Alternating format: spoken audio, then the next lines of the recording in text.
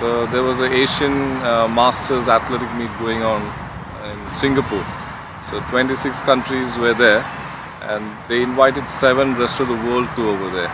So 26 countries at Singapore was the Asian Masters, and I went there. I was lucky to get a gold in discus.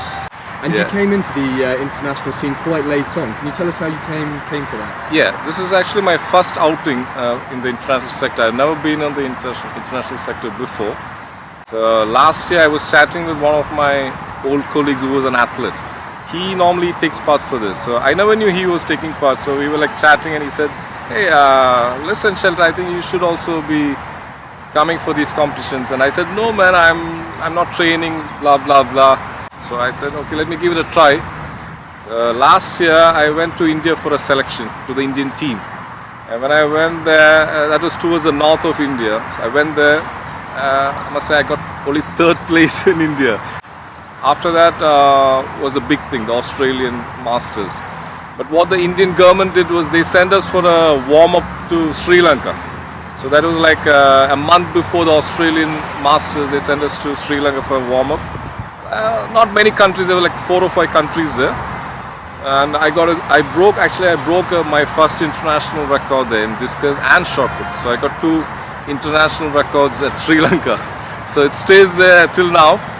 Then I went to Australia in October, and I got 3 gold medals for discus, shot put, pentathlon, and I got a bronze also for outdoor pentathlon. Tell us a little bit about your training facilities here. You have to adapt a little bit with the space, don't you? Yeah. One big challenge for me still is now there's a World Athletic Meet coming in Perth, Australia in a couple of months.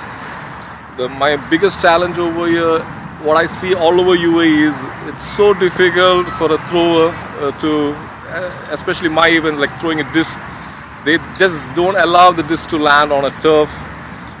Or even in that case, if it's a javelin or a hammer throw or whatever it is, the turf is very precious for most of the schools. So that was a big challenge for me. And do you have to be a bit more careful with your body, competing as an older gentleman now with injuries? Yes. The biggest challenge is to, apart from the workout, is to keep yourself injury free. If you're injury free, that's the best thing you can do. And as you age, you know, your joints get weaker, your muscles don't respond as much as it used to be like 20 years back. So that's a big challenge. So keeping out of injury is a big thing. And it's been a challenge to keep myself fit too. He teaches me for after school. He taught me football, and I played matches and practices, and also I'm like discusing on and javelin. Are you very proud of his success with India? Yes. Yeah, I'm very proud because Mr. Shelton's like a winner to me. I'm so proud. I know him very personally, and I remember when we went for holidays, even last summer, when we went there, the time he spent was all for his activities, like his training. Every day I could see him with the family going out for the training, spending almost all the days he was spent on his training, not even for any leisure time.